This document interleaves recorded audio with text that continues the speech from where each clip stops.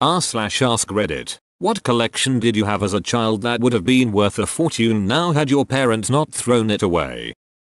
I had the complete collection of Teenage Mutant Ninja Turtles figures. I packed them into a box and put them away, then later when looking for them I couldn't find them. Asked my mother. Oh, those. I threw them out. You weren't playing with them anymore. That's when you throw out the guest towels and fine china. You weren't using them. You never use them would be my case. Is it the same story everywhere? My mother has a showcase of fine china and other fine crockery, but I've never ever seen her use them in my 23 years of life. According to her, they're for guests. What guests? Nearly all of the first 24 editions of virtually every Marvel series, from the Fantastic Four to Spider-Man, including the Amazing Tales in which he was introduced, to Iron Man, the Hulk, Thor, Sergeant Fury and his Howling Commandos. Basically all of them. At a comic book store I was once looking at some collector's editions of those comics priced at about $1,500 to $2,400. I said to the clerk, man, I used to have all of these. The clerk, whom I'm sure was Matt Groening's model for Comic Book Man, without even looking up said in a bored voice, do you know how many times a day I hear that? Worst impression ever. My mom had a collection of signed Beatles records that she threw away after she converted to Christianity because played backwards they summoned the devil or something. For years I was hoping to inherit it when I grew up. All I think it summoned was poverty. I met a lady who was a flight attendant on their first flight back to the UK from the US. They signed magazines for all the flight attendants. She had it appraised about 20 years ago and it was worth $10,000. I had to read your comment 5 times to work out why the first commercial flight from US to UK was so significant to have such a high value for the flight attendant's signature.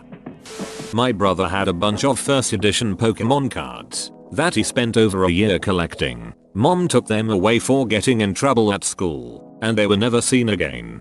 I got a PSP for Christmas, about 3 years after I got in trouble for something stupid and my parents took it away, and then lost it. About 5 years later when we were moving out, I found it. It was on top of the tallest cupboard.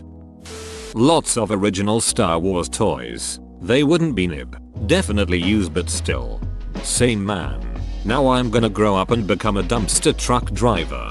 They actually earn a good amount though, at least in US. So my uncle actually collects Star Wars. Long story short, he has a mental condition, receives GovAid but can still work a job, night crew, stocking shelves. He has an insane collection. Helped him and my grandpa, his caretaker, move recently. Filled a 12x 15 foot unit filled to the ceiling of boxes, 95% new in box. He estimates paying over $50,000. He's mid to late 50s. I've this lifetime on collecting them. Can't ever drive. Poor social skills so he spends all his money collecting. Not any money to revalue, but my dad got rid of my entire Lego collection when I was in the Navy. My sister is pregnant with her first child and mentioned she wished we still had my enormous Lego collection for him, her son. It may not have been worth a fortune but it meant something to us. Lego is the one thing people throw or give away and I don't get it. It's such a great toy for future grandchildren and doesn't break. Quite so. The Legos I played with as a child are still around. My son played with them when he is a kid. His toddler will soon be playing with them. I am really impressed with the production quality. You can't tell the 50-year-old Legos from the new ones. About 40 Indian arrowheads collected on my grandparents' farm for years by myself and my grandfather and full sets of baseball cards from 1969 to 1980. My mom decided to toss out all that junk when I moved out for military. I don't understand the instinct to do that. Put it in a box and shove it in a closet. That's where the stuff was. In a box. In a closet. Mom, God bless her, decided to turn my room into a guest room and thought that box was just junk. Cleaning out the room is perfectly reasonable. Assuming it's junk is also reasonable. But not ducking asking you do double check it's in fact junk makes me ducking livid. I had every single Beyblade released in the US until I went to college and my mom gave them away to a worthy cause. Turns out she dumped them in the trash. The man who drives the garbage van told me about them and asked me if he could take them home for his kid. I agreed anyway. Today I learned Beyblades were worth more than shit. My G. Joes, Transformers and He-Man, plus a bunch of Star Wars stuff. I don't know if they would be worth a fortune, but it wouldn't be small potatoes. I still have my He-Man action figures, and a bunch of the vehicles. Not surprisingly, if you don't have all the weapons, armor, or pieces of each item they are not worth much. Magic the Gathering cards, that Black Lotus and pretty much a lot of banned cards would be gold by now. I started in 1994, my collection in the early 2000s wasn't bad. Plenty of beta and revised duels, some P9 in good shape, and plenty of stuff from the early years. I left for basic training and my parents moved, then moved again. I come back about a year later and start going through my stuff to see what I wanted to bring with me to my duty station and what I wanted to throw away. I asked my mom about my cards and she said she gave them to someone for their kid to play with. It's not the potential price of those cards that's upsetting. It's how hard it would be to try to recreate even a portion of that collection. I play Legacy so I've got duels, but I'm not getting a Lotus ever again. I remember when State Quarters first came out, my father sent me a collection of every first edition State Quarter and one time I went to show my friends a while later and couldn't find them. I asked my mother and she said she had to use them for laundry. We were very poor at the time so I understand. But I was a little sad by it as well because it was one of the only things my father ever sent me. Do you mean the first edition proof set would have been worth much more than face value even way back then? I remember something about them being more unique than regular State Quarters and I believe I remember it was because they were first edition. I do remember he didn't just buy every quarter at once. He actually had to hunt them down and purchase them one by one. And it took him a year or so to find all 50. I wish I could remember the exact details but it was 20 plus years ago and I was a child. None. For some unknowable reason my incredibly abusive parents kept everything. It's like underneath all the rage was love they couldn't find a way to express. My grandma is a massive hoarder and at least one time it has paid off. My mom got an academic scholarship that a year or two later the college tried to cancel. Because my grandma kept the original scholarship letter, my mom was like the only student who kept their scholarship. Approx 20 kilograms of Lego bricks and accessories. The Blue Railway alone would be a fortune today. My mother gave them away and couldn't remember to whom. Technically a felony. Man shrugging. You can't keep holding it against your mom. You have to eventually let go.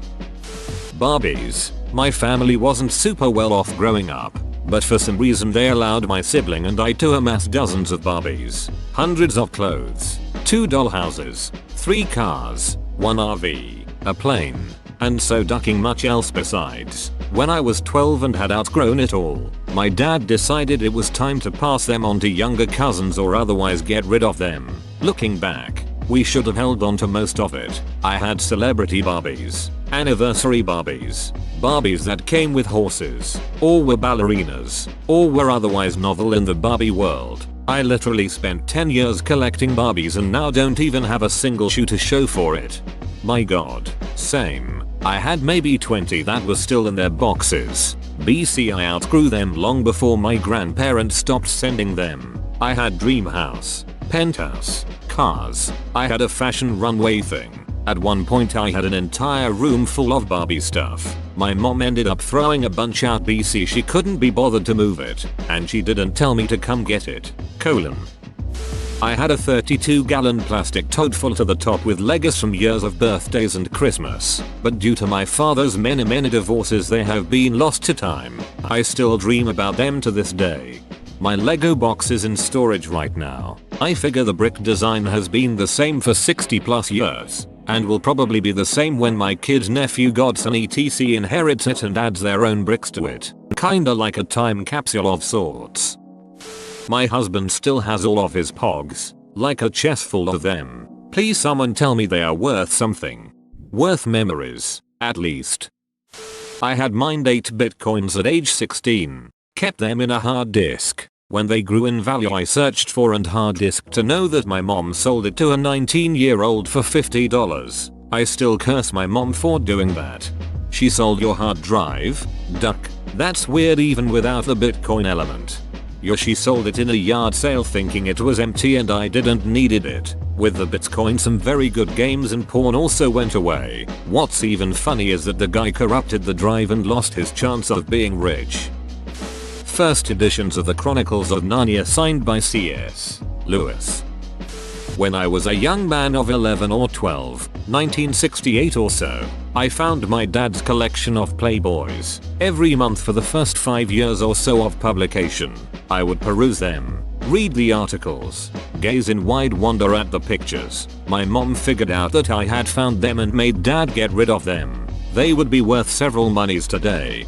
The only issues of Playboy worth anything are numbers 1 and 2. The rest are just a few bucks each. Photos of me with my biological father that my stepdad took from me. Different kind of fortune. My friend recently told me he was going to get rid of his Magic the Gather cards. Not throw them away, but just get rid of them in a bulk sale. His reasoning was that he spends too much time on building decks rather than getting to stuff that needs to get done around the house and work.